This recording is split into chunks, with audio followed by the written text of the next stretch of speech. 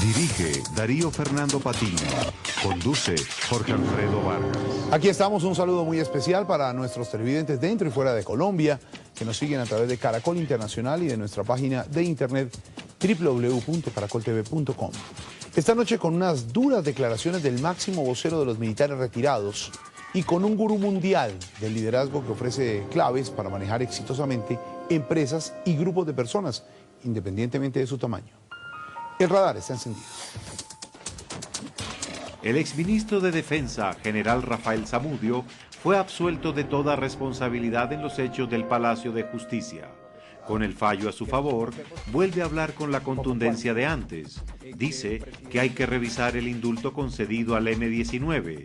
Denuncia la existencia del síndrome de la Fiscalía que inmoviliza a los militares y critica la actitud del gobierno con los miembros del ejército en el escándalo de los falsos positivos. Un líder nace o se hace. ¿Qué es más importante, mandar o tratar bien a las personas? ¿Quiénes son mejores líderes, las mujeres o los hombres? Tom Peters, uno de los más reconocidos expertos mundiales en liderazgo y administración, pasó por Colombia, dejó unas claves de éxito y habló con Paola Ochoa. El radar ya está encendido. Hace pocos días, el general Rafael Zamudio, exministro de Defensa y excomandante del Ejército, fue absuelto de toda responsabilidad en la masacre del Palacio de Justicia ocurrida en 1985. Era el más alto oficial vinculado al proceso reabierto al Marihuarán. Con el fallo absolutorio en sus manos, Zamudio volvió a hablar con su característica energía. No en vano es el más reconocido vocero de los militares retirados.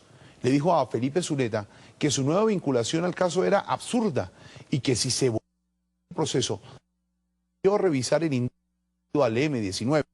Asegura el general, hoy en día los militares están heridos por el síndrome de la Fiscalía, que el temible síndrome de la Procuraduría, es decir, el miedo a actuar. Y algo más, critica duramente la actuación del gobierno frente a algunos oficiales en el tema de los falsos positivos. Fueron destituidos en una rueda de prensa y no se les ha aprobado nada, dice. Felipe Zuleta entra al radar. ¿Qué sintió cuando la Fiscalía le precluyó la investigación por el caso de la toma del Palacio de Justicia? Pues una inmensa satisfacción y volví a creer la fiscal para mí, para mi familia, para los amigos, sentimos nuevamente la sensación de que a pesar de que se dice que la justicia debe ser pronta y cumplida, yo creo que sobre todo no fue pronta, 23 años.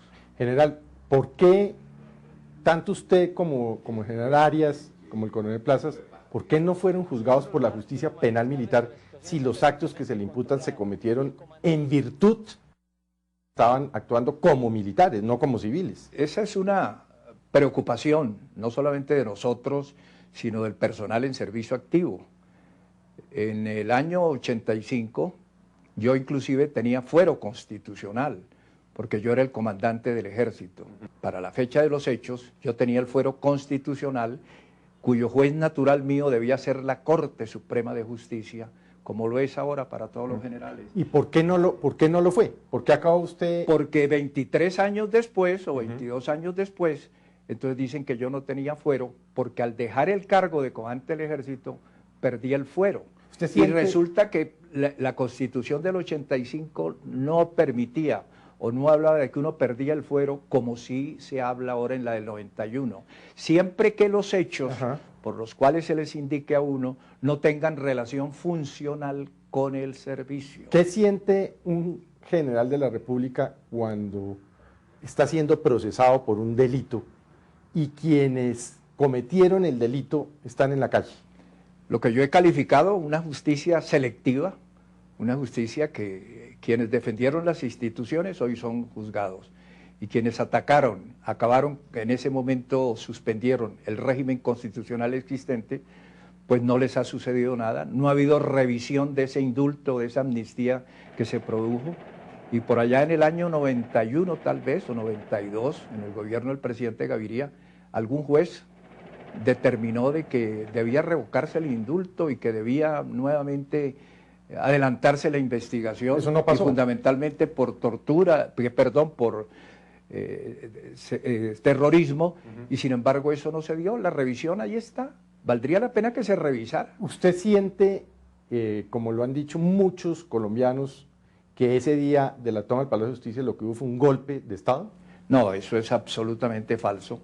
Si por defender el orden constitucional se llama golpe de Estado, pues yo no estaría siendo juzgado, o no hubieran las personas que están en este momento inculpadas siendo juzgadas por desaparición forzada, si no hubieran sido juzgadas por rebelión. Ese delito de desaparición forzada, yo le leí a usted una entrevista en el diario El Espectador, usted dice que ese delito no existía en la época de los hechos. Esos hechos de la desaparición de una persona en la legislación vigente, en el Código Penal de la época, no existía.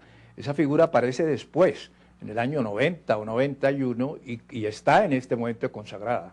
Entonces era simplemente la desaparición de una persona cuyo paradero se ignora, pero después entonces aparece esta y viene la retroactividad de la ley a juzgar unos hechos contra todos los principios elementales del derecho, de que no puede haber pena ni delito sin ley.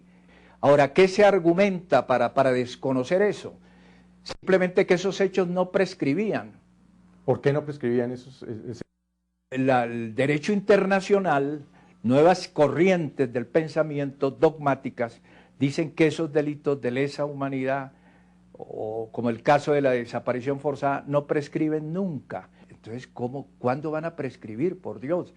Cuando los inculpados mueran, fallezcan, 20, 30, 25 años, entonces eso no tiene ninguna explicación jurídica ni válida. ¿Hay descontento entre la oficialidad con las decisiones que ha tomado el presidente Uribe? Pues con las decisiones del presidente Uribe no es que haya descontento, ni más faltaba. El ejército es un ejército disciplinado, sujeto a la Constitución, a que el presidente de la República indudablemente es el comandante en jefe de las fuerzas militares, pero ciertamente hay algunas decisiones, yo no hablo por los activos, hablo por los retirados, que nosotros vemos con mucha preocupación. ¿Cómo cuáles? Por ejemplo, la de los falsos positivos que se dio el 27 de octubre tal vez, en que el presidente y el ministro, hay una rueda de prensa en la cual se anuncia la destitución de 27 oficiales y suboficiales, y por ejemplo, es el momento en que no sabemos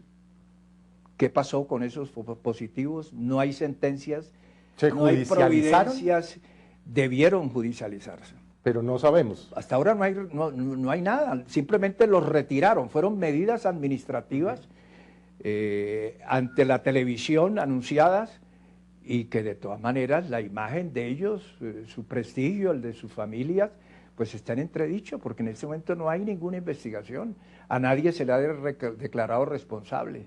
Entonces, esto es una cosa que preocupa y que crea malestar, porque uno cuando está en el servicio activo, a uno le enseñan y uno transmite a sus subalternos, claro, de que, ¿qué están defendiendo? ¿Por qué están peleando? A los hombres hay que motivarlos.